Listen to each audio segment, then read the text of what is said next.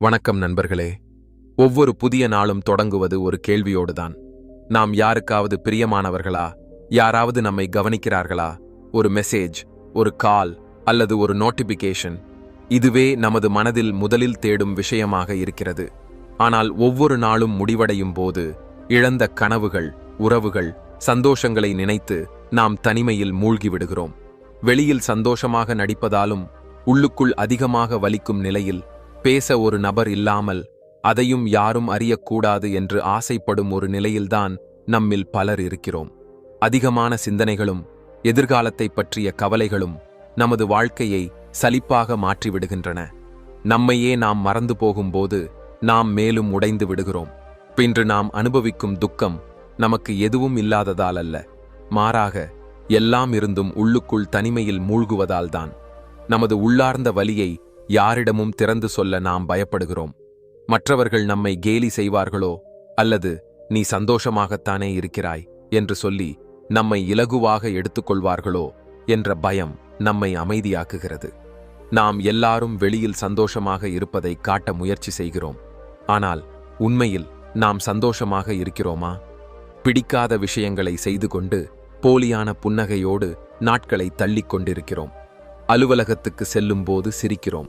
ஆனால் வீட்டுக்கு திரும்பும் போது மனதில் சோர்வும் வெறுமையும் நிறைந்து விடுகிறது. நமது பேச்சை யாரும் கேட்கவில்லை. நமது சிரிப்பு போலியானதாக தோன்றுகிறது. இரவு வந்ததும் அமைதியின் வலியில் நமது உறக்கம் தொலைந்து போகிறது. ஏன் அப்படி நடந்தது? அவன் ஏன் அப்படி சொன்னான்? ஏன் எனக்கு மட்டும்? இப்படி இந்த கேள்விகள் நமது மனதில் புயல் போல் மோதிக்கொண்டே இருக்கின்றன. அதிகமான சிந்தனைகள் நம்மை பகலும் இரவும் கலக்கமடையச் செய்கின்றன. நாம் நம்மையே குற்றம் சொல்கிறோம், விதியை பழிக்கிறோம், மற்றவர்களையும் பழிக்கிறோம். ஆனால் அதிகமாக நாம் கோபப்படுவது நம்மிடமேதான். ஏனெனில் நமக்கு ஏதோ ஒன்று இழந்துவிட்டதாக நாம் நினைக்கிறோம். இந்த வலியை யாரிடமும் பகிர நமக்கு தைரியமில்லை. சமூகம் நம்மிடம் சொல்கிறது, வலிமையாக இரு, எல்லாம் சரி என்று காட்டு, எப்போதும் சிரி. அப்படியே உள்ளுக்குள் எரிந்து கொண்டே போலியான புன்னகையோடு ஒவ்வொரு நாளும் நாம் வாழ்கிறோம். உள்ளுக்குள் யாராவது என்னை கேட்கிறார்களா என்று அலறும் போதும் நம்மை கேட்க யாருமில்லை என்பதை நாம் புரிந்து கொள்கிறோம். காரணம், எல்லாரும் தங்களது சொந்த காயங்களில் மூழ்கி கிடக்கிறார்கள். ஒவ்வொருவரின் முகத்திலும் ஒரு முகமூடி இருக்கிறது. எல்லாரும் கூட்டத்தின் நடுவிலும் தனிமையில்தான் இருக்கிறார்கள். சந்தோஷம் எங்கே கிடைக்கிறது? இதுதானா வாழ்க்கை? இதுதானா நாம் தேடி அலைக்கும் சந்தோஷம்? ஒவ்வொரு நாளும் நாம் அதிகமாக ஓடுகிறோம், அதிகமாக உடைந்து போகிறோம், அதிகமாக இழக்கிறோம். நாம் மற்றவர்களிடமிருந்து அளவுக்கு அதிகமாக எதிர்பார்க்கிறோம். அந்த எதிர்பார்ப்புகள் உடைந்து போகும்போது அதுதான் நமது வாழ்க்கையில் நடந்த மிகப்பெரிய தவறு என்று நாம் நினைக்கிறோம். ஆனால் உண்மை என்னவென்றால், மற்றவர்களிடமிருந்து எதிர்பார்க்கும் போது அல்ல நாம் உடைவது, மாறாக நம்மையே நாம் மறந்துவிடும் போதுதான். ஒருவேளை இந்த வீடியோவை பார்க்கும் நீங்கள் கூட உள்ளுக்குள் ஒரு பெரிய துக்கத்தை மறைத்து வைத்திருக்கலாம். ஒருவேளை உங்கள் மனதில் இன்னும் உலராத பழைய காயங்கள் இருக்கலாம். அல்லது செய்ய முடியாமல் போன கனவுகளை நினைத்து நீங்கள் வருத்தப்படுகிறீர்கள் ஆகலாம். ஆனால் இன்று நான் உங்களிடம் ஒரு விஷயம் சொல்ல விரும்புகிறேன். நீங்கள் தனியாக இல்லை. உங்களைப் போல கோடிக்கணக்கான மக்கள் ஒரே ஒரு கேள்விக்கு பதில் தேடிக்கொண்டிருக்கிறார்கள். ஏன் என்னால் எப்போதும் சந்தோஷமாக இருக்க முடியவில்லை?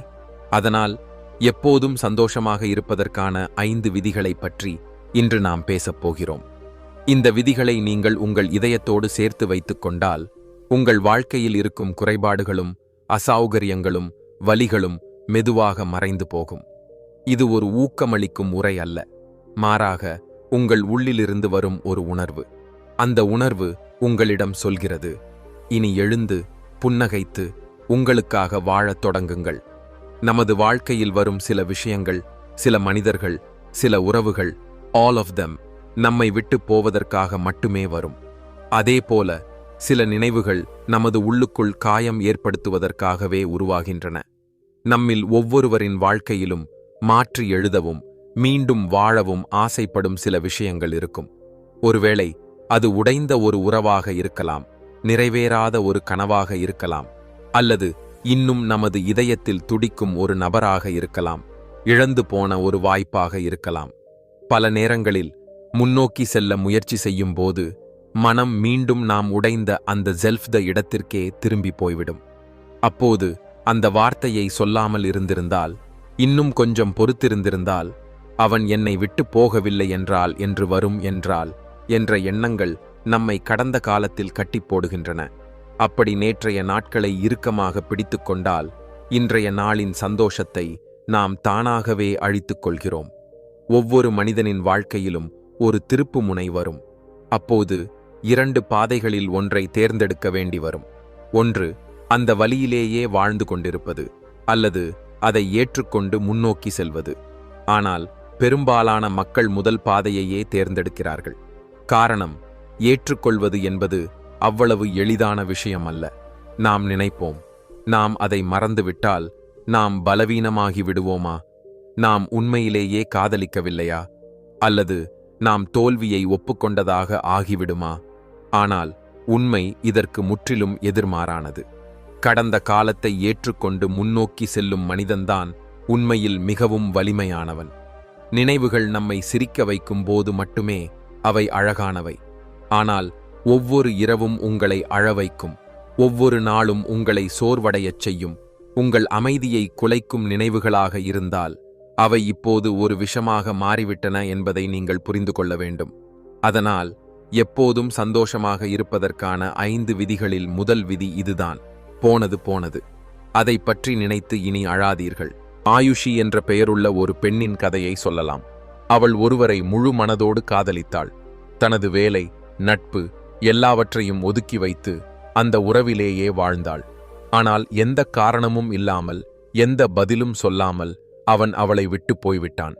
ஆயுஷி அங்கேயே நின்றுவிட்டாள்.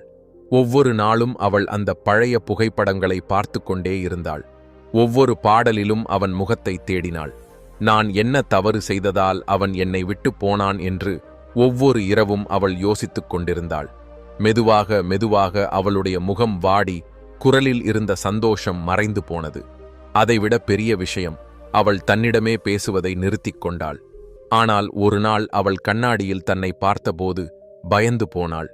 தன்னை விட்டு போன அந்த மனிதன் திரும்பி கூட பார்க்காமல் தன் வாழ்க்கையை சந்தோஷமாக முன்னோக்கி எடுத்துச் சென்று விட்டான் என்பதை அவள் உணர்ந்தாள். ஆனால் ஆயுஷி மட்டும் இன்னும் அதே துக்கத்தில் தன்னை சிதறடித்துக் கொண்டே நின்றாள். அன்றுதான் அவள் தன்னிடமே ஒரு வாக்குறுதி செய்தாள். இனி போதுமென்று, கடந்து போனதை நினைத்து இனி நான் வருந்த மாட்டேன், நான் எனக்காக வாழத் தொடங்குவேன் என்று. அங்கிருந்துதான் அவளுடைய வாழ்க்கை உண்மையில் தொடங்கியது. கவனியுங்கள், கடந்த காலத்தை இறுக்கமாக பிடித்துக்கொண்டு நீங்கள் எதிர்காலத்தை உருவாக்க முடியாது. நடந்து போன விஷயங்களை நினைத்துக்கொண்டே இன்றைய நாளை வாழவும் முடியாது. ஒவ்வொரு நாளும் நீங்கள் பின்னால் திரும்பி பார்த்து கொண்டிருந்தால் உங்கள் இன்றைய நாள் தானாகவே இழந்து போகும். இன்றைய நாள் இழந்தால் நாளையும் அதேபோல் துக்கம் நிறைந்த நாளாகிவிடும். நீங்கள் ஒருவரை இழந்திருக்கலாம், ஒரு கனவு நிறைவேறாமல் போயிருக்கலாம், ஒருவர் உங்களை ஏமாற்றியிருக்கலாம், அல்லது நீங்கள் உங்களை தானே இழந்திருக்கலாம். இந்த எல்லா வலிகளும் உண்மையானவை. ஆனால் அந்த வலிக்குள்ளேயே வாழ்க்கை முழுவதும் வாழ்வதுதான் தவறு. இந்த காயங்களை என் வாழ்க்கையின் ஒரு பகுதியாக மாற்றிக்கொள்ள மாட்டேன் என்று நீங்கள் உங்களிடம் சொல்வதில்தான் உங்கள் குணமடைவது தொடங்குகிறது. இந்த காயங்களை விட்டுவிட வேண்டும், என்னை நான் மன்னிக்க வேண்டும், வாழ்க்கையை மீண்டும் ஏற்றுக்கொள்ள வேண்டும் என்று நீங்கள் தீர்மானிக்க வேண்டும். மனவியல் சொல்வது கடந்த காலத்தை விட்டுவிடுவது ஒரு பலவீனம் அல்ல, மாறாக மனதளவில் குணமடைவதற்கான முதல் அடையாளம் அதுவே.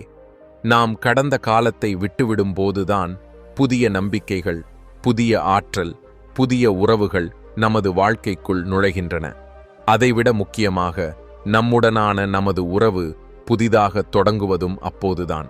அதனால் இந்த வார்த்தைகளை இப்போது உங்களிடம் நீங்கள் சொல்லிக்கொள்ள வேண்டிய நேரம் வந்துவிட்டது. போனது போனது. இனி நான் அழ வேண்டாம், முன்னோக்கி செல்ல வேண்டும். வாழ்க்கையில் சில நேரங்களில் சோர்ந்து போக வேண்டும், களைத்துவிட வேண்டும் என்று தோன்றலாம். ஆனால் அந்த நொடியில் கூட தைரியமாக முன்னோக்கி செல்ல வேண்டும் என்று நீங்கள் முடிவு செய்தால் இந்த உலகமே உங்களுக்கு வழி அமைத்து தரும். அந்த வழியில் முன்னேற நமது சந்தோஷத்தை அழிக்கும் அந்த எதிரியை அடையாளம் காண இப்போது நாம் அடுத்த விதிக்குள் நுழையலாம். நாம் உண்மையான மனதுடன் நேசிப்பவர்கள் நம்மை அலட்சியம் செய்யும் போது நமது இதயம் உடைவதில்லை. சிதறிப் போகிறது.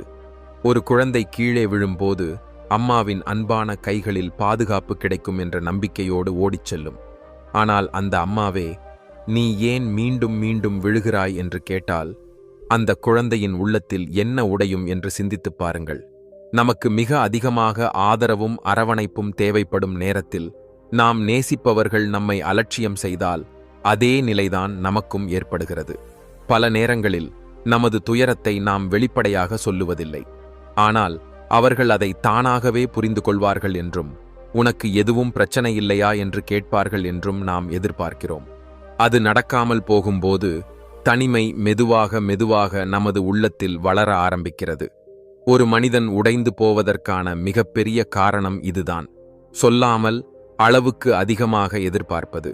அதனால் எப்போதும் சந்தோஷமாக இருப்பதற்கான இரண்டாவது விதி இதுதான். மற்றவர்களிடமிருந்து எதையும் எதிர்பார்க்காதீர்கள். உங்களிடமிருந்து மட்டுமே எதிர்பாருங்கள். ஏனெனில் மற்றவர்களிடமிருந்து எதிர்பார்க்கும் போது அது பல நேரங்களில் உடைந்து போகிறது. ஆனால் உங்களிடமிருந்து நீங்கள் எதிர்பார்க்கும் போது அது உங்களுக்கு உள்ளுக்குள்ளிருந்து வலிமை அளிக்கிறது. ஆயுஷியின் கதையை நாம் கேட்டோம். இப்போது பிராஷி என்ற ஒரு பெண்ணின் கதையை பார்க்கலாம். சிறு வயதிலிருந்தே மற்றவர்களின் அன்பிலும் அங்கீகாரத்திலும் தான் பிராஷி வாழ்ந்தாள். ஒரு சிறிய விஷயமாக இருந்தாலும், புதிய உடை தேர்ந்தெடுக்கும் போதும், ஒரு திரைப்படம் பார்க்க செல்லும் போதும், ஏன் உணவு சாப்பிடக்கூட அவள் தோழிகளின் கருத்தையும் அவர்களின் இருப்பையும் தேடி வந்தாள். தானே அனைவருக்கும் பிடித்தவள் என்றும், தன் சந்தோஷம் தோழிகளின் அங்கீகாரத்தில்தான் இருக்கிறது என்றும் அவள் நம்பினாள். ஒவ்வொரு விஷயத்திற்கும் அவள் தோழிகளுக்கு அழைப்பாள். அவர்களுக்கு ஏதாவது சிரமம் இருந்தாலும் கூட அவள் தன் தேவைகளை சொல்லி அவர்களை தொந்தரவு செய்தாள். தனது அனைத்து பிரச்சனைகளுக்கும் தீர்வு காண அவர்கள் அருகிலேயே இருப்பார்கள் என்று அவள் முழுமையாக நம்பினாள். ஒவ்வொரு சிறிய சந்தோஷத்திற்கும் துக்கத்திற்கும் தோழிகள் இருப்பார்கள் என்ற ஒரு உறுதி அவளுக்குள் இருந்தது. ஏனெனில் அவர்கள் அவளை ஒருபோதும் தனியாக விட்டதே இல்லை, அல்லது தனியாக இருக்க அவள் அவர்களை அனுமதித்ததே இல்லை. ஆனால் ஒரு நாள் அவளுடைய வாழ்க்கையில் ஒரு திருப்புமுனை ஏற்பட்டது. மிகுந்த சிரமம் நிறைந்த ஒரு கட்டத்தை அவள் கடந்து செல்ல வேண்டிய நிலை வந்தது. தன் வாழ்க்கையில் ஒரு முக்கியமான முடிவை எடுக்க வேண்டிய அந்த நாளில் அவள் தன் மிக நெருக்கமான நண்பர்களை அழைத்தாள். ஆனால் யாரும் தொலைபேசியை எடுக்கவில்லை. ஒருவரிடமும் பேச முடியவில்லை. அவளுக்கு என்ன நடந்தது என்று விசாரிக்க கூட யாரும் அவளை மீண்டும் அழைக்கவில்லை. அன்று முதன்முறையாக அவள் மணிநேரங்களாக அறைக்குள் தனியாக உட்கார்ந்து அழுதாள். இன்று வரை தான் நம்பி வந்த விஷயங்கள் அனைத்தும் ஒரு மாயைத்தான் என்பதை அவள் உணர்ந்தாள். அவள் அனைவருக்கும் பிரியமானவள் இல்லை. மாறாக தன் தேவைகளுக்காக அவள் அவர்களை பயன்படுத்தி வந்திருக்கிறாள். அதே நேரத்தில் தன் சந்தோஷத்தை மற்றவர்களுடன் இணைத்துக் கொண்டதால் அவர்களின் இல்லாத நிலையில்தான் எவ்வளவு பலவீனமானவள் என்பதும் அவளுக்கு புரிந்தது. அந்த இரவிலேயே அவள் தன்னிடமே ஒரு வாக்குறுதி எடுத்துக்கொண்டாள். இனி போதும். இனி நான் மற்றவர்களிடமிருந்து எதிர்பார்க்க மாட்டேன். நான் என்னிடமிருந்து மட்டுமே எதிர்பார்ப்பேன். அந்த நொடியிலிருந்து அவளுடைய வாழ்க்கை மாறத் தொடங்கியது. நீங்கள் உங்களிடமிருந்து எதிர்பார்க்க ஆரம்பிக்கும் போது நீங்கள் மேலும் வலிமையானவராக மாறுகிறீர்கள். அப்போது யாருடைய பதிலுக்காகவும் காத்திருக்க வேண்டிய அவசியமில்லை. யாராவது வருவார்கள், உதவி செய்வார்கள் என்று எதிர்பார்க்க வேண்டியதும் இல்லை. நீங்கள் உங்களுக்கான பாதைகளை நீங்களே உருவாக்குவீர்கள். நீங்களே விழுவீர்கள். நீங்களே எழுந்து நிற்பீர்கள். மெதுவாக மெதுவாக மற்றவர்களை தேவையில்லாதவர்களாக நீங்கள் மாற்றிக்கொள்கிறீர்கள். மாறாக மற்றவர்களுக்கு நீங்கள் தேவையானவராக மாறுகிறீர்கள். மனவியல் சொல்வது, மற்றவர்களிடமிருந்து உங்களுக்கு எவ்வளவு அதிக எதிர்பார்ப்புகள் இருக்கிறதோ அதே அளவுக்கு உங்கள் மன அமைதி ஆபத்தில் இருக்கும் என்பதே. ஒவ்வொரு சிறிய விஷயத்திற்கும் சந்தோஷப்படவும், அங்கீகாரம் பெறவும், பாராட்டப்படவும் நீங்கள் மற்றவர்களை சார்ந்திருக்கும் போது உங்கள் தன்னம்பிக்கையை முழுமையாக வேறு ஒருவரிடம் ஒப்படைத்து விடுகிறீர்கள். இதுதான் நாம் செய்வதிலேயே மிகப்பெரிய தவறு. உங்கள் சந்தோஷம் வெளிப்புற விஷயங்களை சார்ந்திருக்கும் போது வெளியே ஏதாவது மாறினால் உங்கள் சந்தோஷமும் அதோடு மறைந்துவிடும். அதனால் இன்று ஒரு உறுதி எடுத்துக்கொள்ளுங்கள். நான் என்னிடமிருந்து மட்டுமே எதிர்பார்ப்பேன். நான் எனக்கே ஆதரவும் நிழலுமாக இருப்பேன். என் சந்தோஷத்தின் பொறுப்பை நான் தான் ஏற்றுக்கொள்வேன். உங்களை காப்பாற்ற எப்போதும் யாரும் வரமாட்டார்கள். உங்கள் கண்ணீரை துடைக்க எப்போதும் யாரும் இருக்க மாட்டார்கள். நீ நல்லவன் என்று எப்போதும் யாரும் சொல்ல மாட்டார்கள். ஆனால் நீங்கள் உங்களிடம் நீங்களே நான் என்னை புரிந்து கொண்டிருக்கிறேன் என்று சொல்ல முடிந்தால் உலகின் மிகப்பெரிய சக்தியை நீங்கள் பெற்றுவிட்டீர்கள் என்பதை புரிந்து கொள்ளுங்கள். இப்போது ஒரு கேள்வி. உங்கள் வாழ்க்கையில் மிகுந்த துக்கம் நிறைந்த நாளின் காரணத்தை சொல்லுங்கள் என்று உங்களிடம் கேட்டால் நீங்கள் என்ன சொல்வீர்கள்? பெரும்பாலானவர்கள் சொல்வார்கள், ஒருவர் என்னை விட நன்றாக செய்கிறார் என்று பார்த்தபோது, என் கடின உழைப்புக்கு பாராட்டு கிடைக்காத போது, அல்லது நான் மற்றவர்களை விட பின்தங்கி இருக்கிறேன் என்று எனக்கு தோன்றிய போது என்று. ஏன் தெரியுமா? மனித மனதில் உள்ள மிகப்பெரிய விஷம் ஒப்பிடுதல்தான். அது தினமும் நமது சந்தோஷத்தை கொன்றுவிடுகிறது, தன்னம்பிக்கையை சிதைக்கிறது, நமது தனித்துவத்தை அழிக்கிறது. சூரியன் தன்னை சந்திரனுடன் ஒப்பிட்டால் அதன் வெப்பத்தை இழந்துவிடும். ஒரு ரோஜா தன்னை சூரியகாந்தி மலருடன் ஒப்பிட்டால் அதன் மனம் மறைந்துவிடும். இதைத்தான் நாம் நமக்கே செய்து கொள்கிறோம். மற்றவர்களை பார்த்து நமது மதிப்பை தீர்மானிக்கிறோம். அவனிடம் கார் இருக்கிறது, என்னிடம் இல்லை. அவனுக்கு நிறைய விருப்பங்கள் கிடைக்கிறது, எனக்கு குறைவு. அவனுடைய வேலை பெரியது, என்னுடையது அல்ல. ஆனால் யாராவது கேட்டிருக்கிறார்களா, உன் மன அமைதி எங்கே இருக்கிறது என்று? சமூக ஊடகங்களில் ஒருவரின் சந்தோஷம் நிறைந்த புகைப்படத்தை பார்க்கும் ஒரு நொடியில் நீங்கள் உங்களை நீங்களே வெறுக்கத் தொடங்குகிறீர்கள். அவனுடைய வாழ்க்கை எவ்வளவு சிறந்தது, நான் ஒன்றுமே இல்லை, எனக்கு என்ன இருக்கிறது என்று. ஆனால் நீங்கள் அறியாத ஒன்று இருக்கிறது. அந்த சந்தோஷம் நிறைந்த புகைப்படத்தின் பின்னால் ஒருவேளை தூக்கமில்லாத இரவுகள் இருக்கலாம், உடைந்த ஒரு உறவு இருக்கலாம், அல்லது ஒரு போலியான புன்னகை இருக்கலாம்.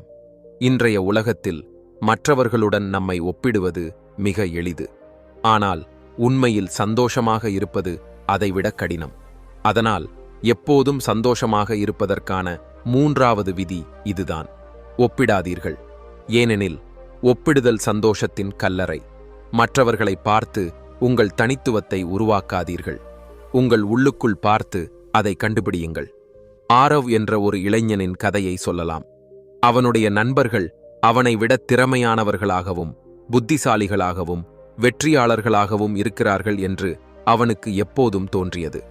தினமும் அவன் தன்னை யாரோ ஒருவருடன் ஒப்பிட்டு வந்தான். மெதுவாக மெதுவாக அவனுடைய தன்னம்பிக்கை குறைந்து போனது. தன் முயற்சிகளுக்கு உரிய அங்கீகாரம் கிடைக்கவில்லை என்று அவன் நினைத்தான். உள்ளுக்குள் அவன் மிகுந்த வேதனையை அனுபவித்தான். ஒரு நாள் அவனுடைய பேராசிரியர் அவனிடம் கேட்டார், நீ ஏன் உன் நண்பனை விட பின்தங்கியிருக்கிறாய் என்று. ஆரவ் துக்கத்துடன் சொன்னான், காரணம், அவன் என்னை விட முன்னிலையில் இருக்கிறான். இதை கேட்ட பேராசிரியர் சிரித்துக்கொண்டே சொன்னார், ஆனால் நீ ஏன் அவனுடன் போட்டியிட வேண்டும்? உன் போட்டியை நீயே தீர்மானித்துக் கொள். அப்போது நீ வெற்றி பெறுவது மட்டுமல்ல, பறந்து உயர்வாயும். பேராசிரியரின் இந்த வார்த்தைகள் ஆரவின் மனதில் ஆழமாக பதிந்தன. நீங்கள் மற்றொருவருடன் அல்ல, உங்களுடனேதான் போட்டியிடுகிறீர்கள் என்பதை அவன் புரிந்து கொண்டான். நீங்கள் மற்றொருவருடன் ஒப்பிடும்போது உங்கள் தனித்துவம் அழிந்து விடுகிறது. உங்கள் பயணம், உங்கள் கடின உழைப்பு, உங்கள் சவால்கள் எல்லாமே தெளிவிழந்து போகின்றன. அப்பொழுது நீங்கள் மற்றொருவரின் வாழ்க்கைக்குள் உங்களை பொருத்த முயற்சி செய்கிறீர்கள். அங்கே நீங்கள் ஒருபோதும் சந்தோஷமாக இருக்க முடியாது. ஏனெனில் அது உங்கள் வாழ்க்கை அல்ல. உங்கள் வாழ்க்கைக்கு அதற்கென ஒரு வேகம் இருக்கிறது, அதற்கென ஒரு பாதை இருக்கிறது. அதை மற்றொருவரின் வாழ்க்கையுடன் ஒப்பிட முடியாது. நீங்கள் மற்றவர்களை பார்த்து அவர்கள் எவ்வளவு கடினமாக உழைத்தார்கள், அவர்களுக்கு என்னென்ன சிரமங்கள் இருந்தது என்பதையெல்லாம் அறியாமல்தான் இருக்கிறீர்கள். அதனால் உங்கள் வாழ்க்கையை மற்றொருவருடன் ஒப்பிடுவதை நிறுத்துங்கள். உங்கள் வாழ்க்கையில் உங்கள் விருப்பங்களுக்கும் கனவுகளுக்கும் ஏற்ப முன்னோக்கி செல்லுங்கள். அப்போதுதான் நீங்கள் உண்மையான சந்தோஷத்தை கண்டுபிடிக்க முடியும். மனவியல் சொல்வது, ஒப்பிடுதல் என்பது சந்தோஷத்தை திருடும் திருடனை போன்றது என்பதே. இன்றைய காலத்தில் இதைவிட பெரிய உண்மை வேறில்லை. நீங்கள் மற்றவர்களுடன் உங்களை ஒப்பிடுவதை நிறுத்தும் வரை உங்கள் உள்ளேயுள்ள திறமைகளை நீங்கள் கண்டுபிடிக்க முடியாது. இப்போது ஒரு நிமிடம் யோசித்து பாருங்கள். ஒரு குழந்தைக்கு பள்ளியில் 68% மதிப்பெண்கள் கிடைத்தால் பெற்றோர் சொல்வார்கள், வெட்கமில்லையா, சர்மாவின் மகனுக்கு 90% வந்திருக்கிறதே என்று. அந்த குழந்தை பயத்தால் படிக்க ஆரம்பிக்கும், விருப்பத்தால் அல்ல. இந்த பழக்கத்தை நாம் பெரியவர்களான பிறகும் விடுவதில்லை. மற்றொருவரின் கார், உடல், சம்பளம், திருமணம் என்று எல்லாவற்றையும் நாம் ஒப்பிடத் தொடங்குகிறோம். ஆனால் இரவில் தூங்க செல்லும் போது நாம் நம்மிடமே கேட்கிறோம், நான் யார், நான் விரும்பியது இதுவா என்று. அப்போது நமது உள்ளிலிருந்து ஒரு குரல் எழும், இல்லை, நான் என்னை கண்டுபிடிக்க விரும்புகிறேன், என்னை புரிந்து கொள்ள விரும்புகிறேன், என்னை நேசிக்க விரும்புகிறேன் என்று. அதனால் ஒரு முடிவு எடுக்குங்கள். இனி ஒப்பிடுதல் அல்ல, தன்னம்பிக்கையே முக்கியம். மற்றொருவரின் வாழ்க்கையை பார்த்து வருந்தாமல் உங்கள் சொந்த கதையை எழுதுங்கள். உங்கள் மொழியில், உங்கள் வேகத்தில், உங்கள் விருப்பத்துக்கு ஏற்ப. இந்த உலகில் கிடைக்கும் மிகப்பெரிய சுதந்திரம் இதுதான். நீங்கள் மற்றவர்களிலிருந்து வேறுபட்டவர் என்பதை உணர்ந்து உங்களிடமே சொல்லிக் கொள்ளுங்கள். நான் யாரையும் விட குறைவானவன் அல்ல, நான் அவர்களிடமிருந்து வேறுபட்டவன். எனக்கு மற்றொருவரின் நிழலாக இருக்க வேண்டியதில்லை. எனக்கு என் சொந்த தனித்துவத்தை உருவாக்க வேண்டும். உங்கள் தனித்துவத்தை நீங்கள் உங்களால் உருவாக்கும்போது உங்கள் முகத்தில் வரும் புன்னகை போலியானதாக இருக்காது. அது உண்மையானதாகவும் நிலைத்ததாகவும் இருக்கும். எல்லாவற்றிற்கும் மேலாக அது உங்கள் உள்ளத்தை சந்தோஷத்தால் நிரப்பும். நமது வாழ்க்கையில் ஒவ்வொரு நாளும் எத்தனையோ விஷயங்கள் நடக்கின்றன. சில நல்லவை, சில கெட்டவை, சில சோர்வடையச் செய்யும், சில நம்மை அழ வைக்கும். ஆனால் இவற்றுக்கிடையில் சில சிறிய விஷயங்கள் இருக்கின்றன. அவை நமக்கு பெரிய ஆறுதலை தருகின்றன. காலை எழுந்தவுடன் அம்மாவின் குரலை கேட்பது, அலுவலகத்திற்கு செல்லும் போது வழியில் முகத்தை தொடும் குளிர்ந்த காற்று, மற்றவர்கள் நமக்காக செய்யும் சிறிய விஷயங்கள், ஈவன் அவற்றையும் நாம் பல நேரங்களில் கவனிப்பதே இல்லை. உதாரணத்திற்கு, சோர்வுடன் வீட்டிற்கு திரும்பும்போது ஒருவர் உன் நாள் எப்படி இருந்தது என்று கேட்பது. ஆனால் இந்த சிறிய அதிசயங்களை நாம் அலட்சியம் செய்கிறோம். காரணம், நமது கவனம் எப்போதும் இல்லாததிலும், பூரணமற்றதிலும், கிடைக்காததிலும் தான் இருக்கிறது. இங்கேதான் நாம் மிகப்பெரிய தவறை செய்கிறோம். குறைகள் மட்டுமே சொல்லும் ஒருவரின் மனம் மெதுவாக மெதுவாக இருண்ட மேகங்களால் நிரம்பும். ஆனால் ஒவ்வொரு நாளும் நன்றியுடன் வாழும் ஒருவரின் உள்ளத்தில் மெதுவாக மெதுவாக அமைதியின் ஒளி நிரம்பும். அதனால்தான் எப்போதும் சந்தோஷமாக இருப்பதற்கான 4வது விதி, ஒவ்வொரு நாளும் சிறிய விஷயங்களுக்கு நன்றி சொல்லுங்கள். நன்றி சொல்லும்போது நமது மூளையில் நேர்மறையான ரசாயனங்கள் உண்டாகின்றன. இது நமது மனநிலையை மட்டுமல்ல, நமது சிந்தனைகளையும் மாற்றி அமைக்கிறது. ஒரு நாளில் நாம் பின்பற்றும் ஒழுங்கான வாழ்க்கை முறையை ஒருமுறை கவனித்துப் பாருங்கள். காலை கண்களை திறப்பதிலிருந்து இரவில் உறங்கச் செல்லும் வரை நாம் பல நேரங்களில் குறைகளிலும் அசௌகரியங்களிலும் மூழ்கியே இருக்கிறோம். உதாரணமாக, காலை எழுந்தவுடன் கைபேசியை எடுத்துக்கொண்டு செய்திகளில் துக்கத்தை தேடுகிறோம். சமூக ஊடகங்களில் மற்றவர்களின் வாழ்க்கையை பார்த்து பொறாமைப்படுகிறோம். வேலைக்கு செல்லும் வழியில் போக்குவரத்து நெரிசலில் சிக்கி கோபப்படுகிறோம். அலுவலகம் சென்றதும் மேலாளரின் கண்டிப்பை கேட்டு மனதளவில் சோர்ந்து போகிறோம். இரவில் சோர்வுடன் படுக்கையில் படுத்தபோது இந்த வாழ்க்கை எவ்வளவு மோசமானது என்று யோசிக்கிறோம். இதற்கு பதிலாக நாளில் வெறும் 2 நிமிடம் எடுத்துக்கொண்டு இன்று நான் எதற்காக நன்றி சொல்ல வேண்டும் என்று சிந்தித்துப் பாருங்கள். அப்போது உங்கள் பார்வையே மாறும். உதாரணமாக, இன்று எனக்கு பிடித்த ஒரு பாடலை கேட்க முடிந்தது. என் சக ஊழியர் கேட்காமல் எனக்கு உதவி செய்தார். வீட்டிற்கு வந்தபோது என் செல்லப்பிராணி என்னை அன்போடு வரவேற்றது. இப்படி மிகச்சிறிய விஷயங்களுக்கு கூட நன்றி சொல்லத் தொடங்கும் போது உங்கள் மனம் மேலும் அமைதியாகும். இவையெல்லாம் கேட்கும்போது சிறிய விஷயங்களாகத் தோன்றலாம். ஆனால் மனவியல் சொல்வது, நீங்கள் ஒரு விஷயத்திற்கு இதயத்திலிருந்து நன்றி சொல்லும்போது உங்கள் மூளையில் டோபமின், செரோட்டோனின் போன்ற ரசாயனங்கள் உருவாகின்றன. மனச்சோர்வுக்கு மருந்து கொடுக்கும்போது கிடைக்கும் அதே பயன்கள் இதிலும் இருக்கின்றன. ஆனால் இங்கே ஒரு முக்கியமான வேறுபாடு இருக்கிறது. நன்றி சொல்லும் பழக்கத்தின் மூலம் மருந்துகள் இல்லாமலேயே உங்கள் மனதை குணப்படுத்த முடியும். ஒரு மனிதனின் வாழ்க்கையில் உள்ள மிகப்பெரிய உண்மை என்னவென்றால், இலவசமாக கிடைக்கும் விஷயங்களின் மதிப்பு ஒருபோதும் அறிந்து கொள்ளாத உண்மை. உதாரணத்திற்கு, ஒரு சாதாரண நாளில் நாம் சுவாசிப்பதை பற்றி யோசிப்பதே இல்லை. அந்த சுவாசம் ஒரு நொடி நின்றால் ஆக்சிஜனின் மதிப்பு என்ன என்பதை நாம் உணர்ந்து கொள்வோம். நம்முடன் இருப்பவர்களை நாம் ஒரு நொடியும் நினைக்காமல் இருக்கிறோம். அவர்கள் நம்மை விட்டு போகும்போதுதான் அவர்களின் மதிப்பை நாம் புரிந்து கொள்கிறோம். இலவசமாக கிடைக்கும் விஷயங்களுக்கு நன்றி சொல்ல நாம் மறந்துவிடுகிறோம். ஆனால் அது இழக்கப்படும்போதுதான் அதன் மதிப்பு நமக்கு தெரிகிறது. நமது விஷயத்திலும் இதேதான் நடக்கிறது. எல்லாம் இருந்தபோது நாம் அதை அலட்சியம் செய்தோம். ஆனால் ஒருவர் நம்மை விட்டு போகும்போது, ஒரு உறவு உடையும் போது, ஒரு வேலை இழக்கப்படும் போது நாம் என்ன இழந்தோம் என்பதை உணர்கிறோம். அதனால் இழப்பதற்கு முன்பே நன்றி சொல்ல நாம் ஏன் கற்றுக்கொள்ளக்கூடாது? ஒவ்வொரு நாளும் காலை கண்களை திறக்கும்போது உங்களிடம் நீங்களே ஒரு கேள்வி கேளுங்கள். இன்று நான் எதற்காக நன்றி சொல்ல வேண்டும்? அந்த பதில் மிகவும் எளிய விஷயங்களாக இருக்கலாம். நான் உயிருடன் இருக்கிறேன். என் வீட்டில் பாதுகாப்பாக படுக்க ஒரு கட்டில் இருக்கிறது.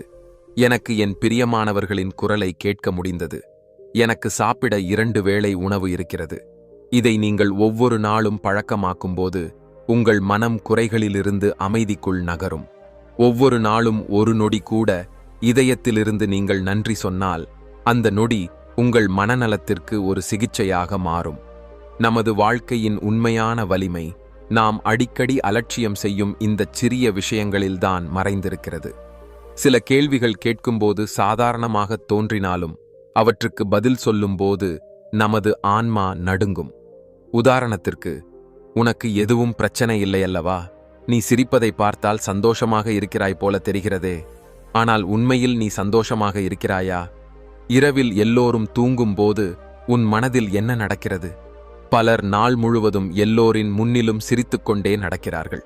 வேலை செய்கிறார்கள், பேசுகிறார்கள், கூட்டங்களில் பங்கேற்கிறார்கள், சமூக ஊடகங்களில் சந்தோஷம் நிறைந்த காணொளிகளை பகிர்கிறார்கள்.